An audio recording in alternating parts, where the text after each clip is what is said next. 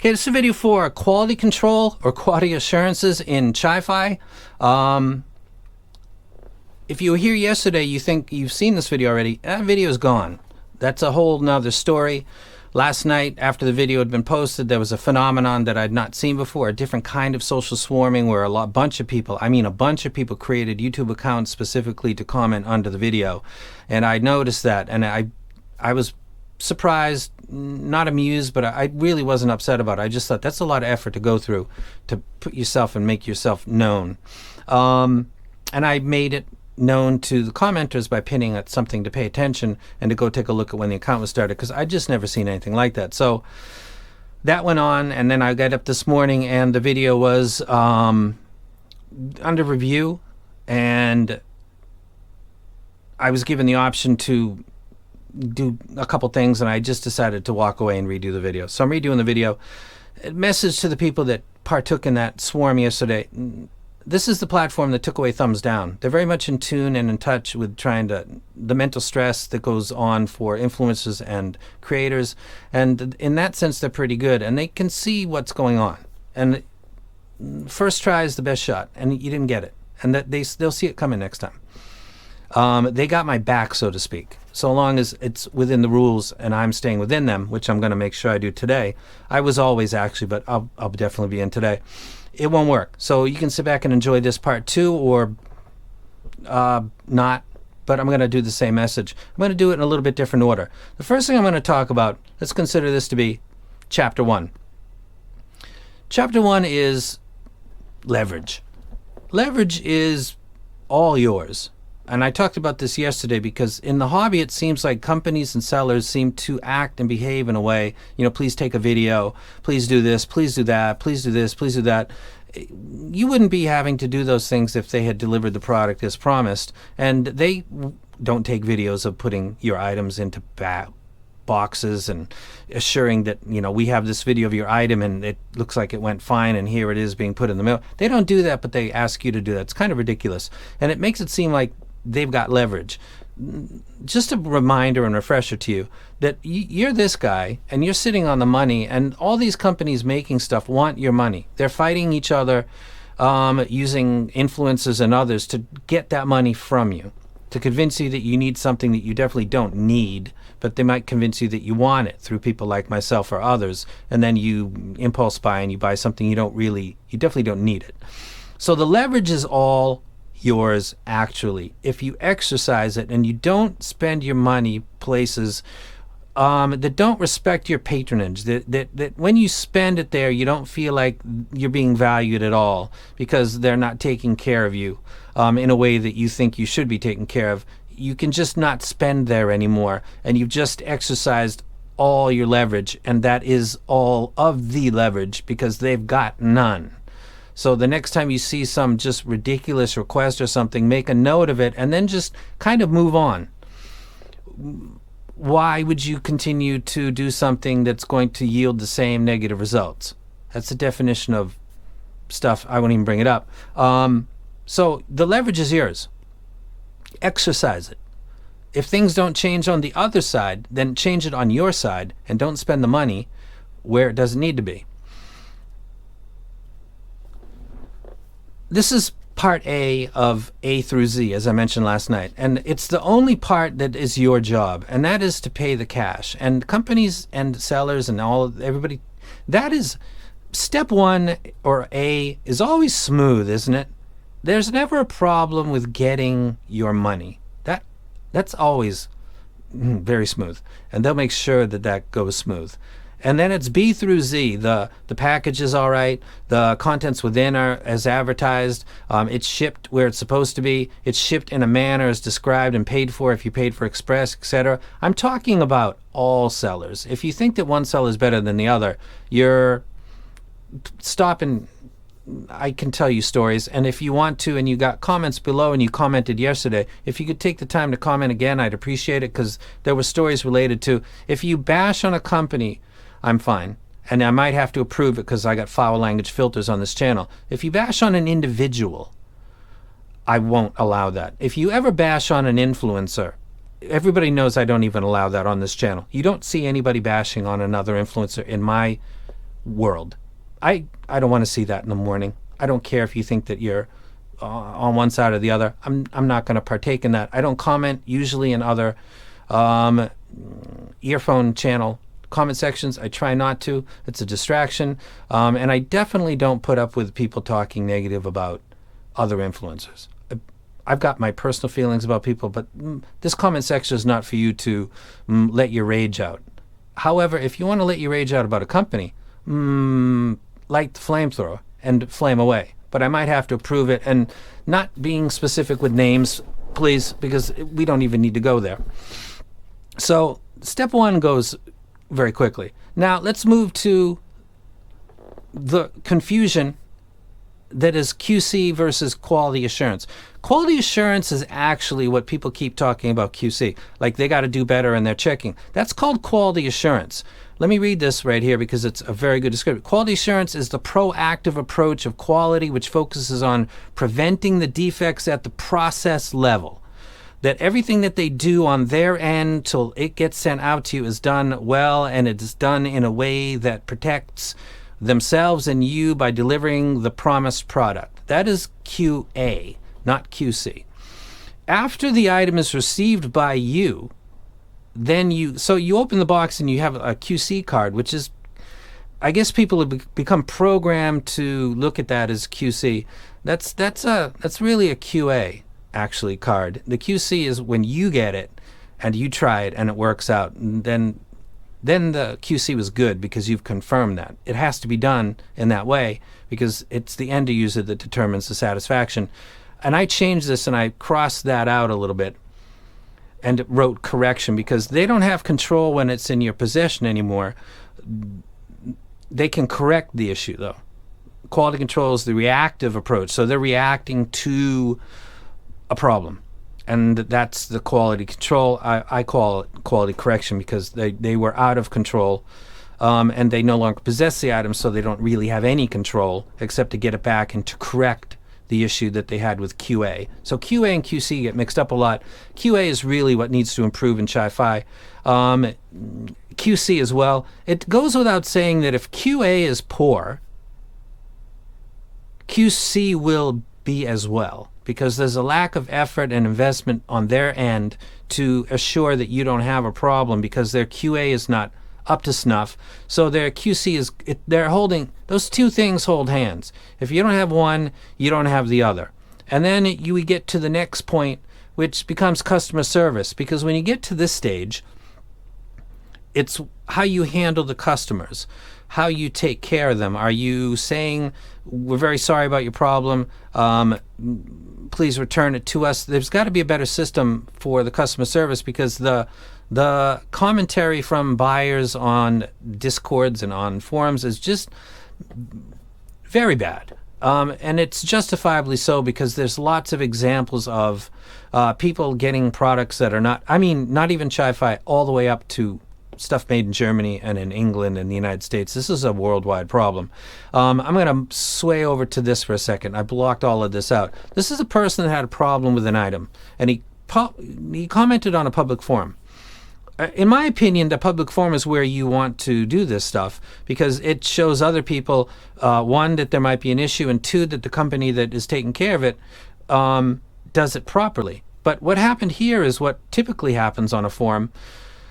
There's a problem between the person making the claim and then the rep that's acting like a buddy instead of a professional, and then somebody else is saying, I don't want to read this here. If you can read this right, as I'm sure we all appreciate your back and forth, can you take your discussion to private message or the like? At this point, I'm not sure what else to be gained. Airing the dirty laundry. Dirty laundry is an interesting way to put a QA, QC problem. That's not dirty laundry. That's a person having a problem, and I would think it would be in everybody's interest to see how the company handles that, and why wouldn't that be done publicly? Which brings me to transparency. There's a very common knee-jerk reaction from companies when they have a problem and when they're dealing with the problem is to take it to PMs and DMs, and it escapes me as to why. I can understand that sponsors on forums don't want that image.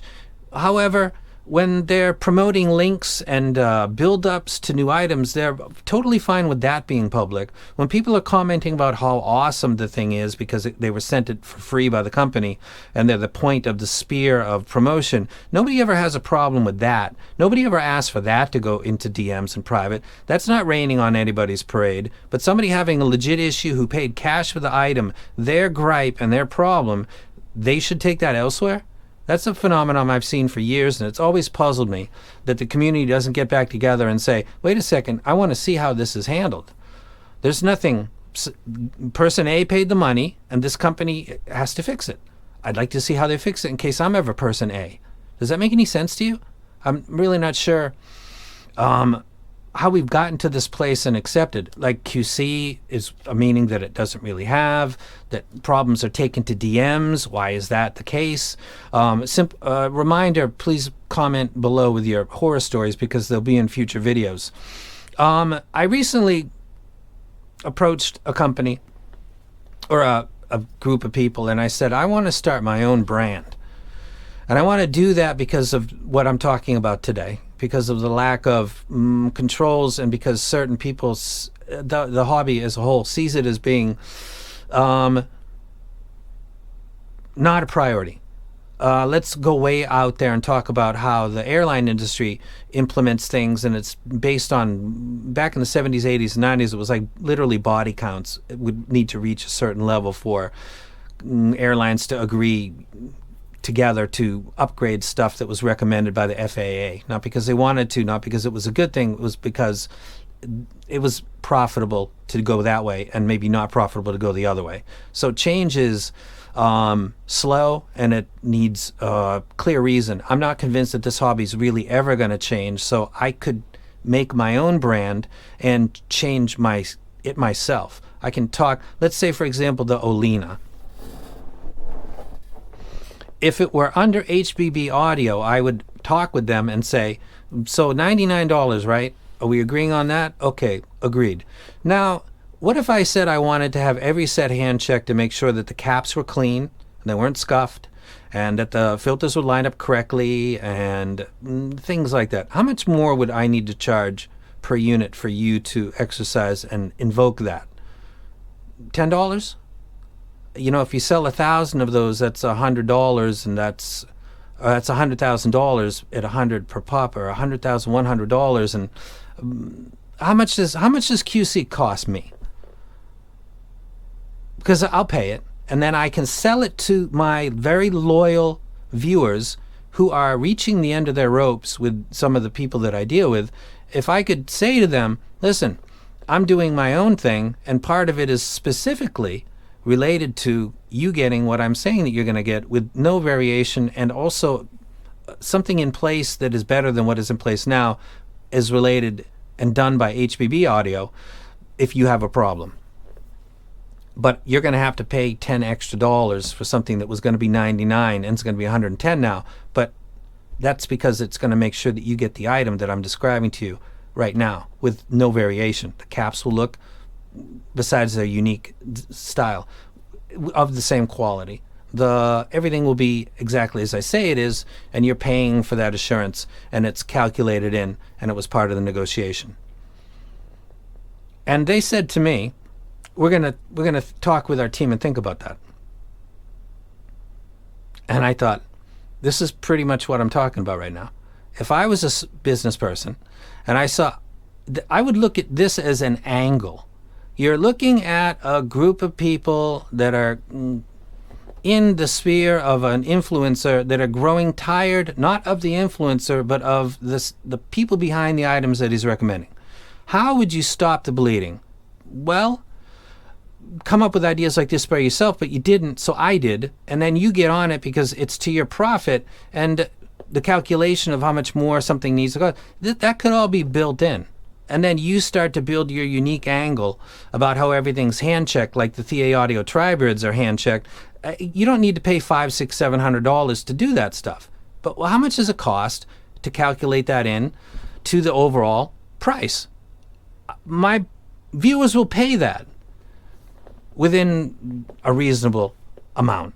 But it shouldn't be an unreasonable amount to add that small thing on. That small thing that's not being done by anybody else right now. I didn't put this in yesterday's video because I had actually asked yesterday after I put up the video, and I think that it was like, this dude's tripping. He's dragging us through the dirt, and now he's trying to do his own thing. No, I made this picture a couple weeks ago. I just brought it up because I thought they must have saw that video. Why don't I send it now? Why don't I bring up something now while they're feeling not good about me? Because that's the guy I am. So I did, and it wasn't received well. If there's a seller out there, or there's an influencer that knows a small company that wants to get their foot off the ground, and if they can manage quality, and I'll negotiate with them as far as how much that cost, what do they need, I would do business with them, and to take away and ask for other collaborations to be taken down or removed, because I no longer support them, and exclusively do my own thing through another company, because I can maintain my audience, because I'm telling them that they're going to get things that are tuned towards stuff.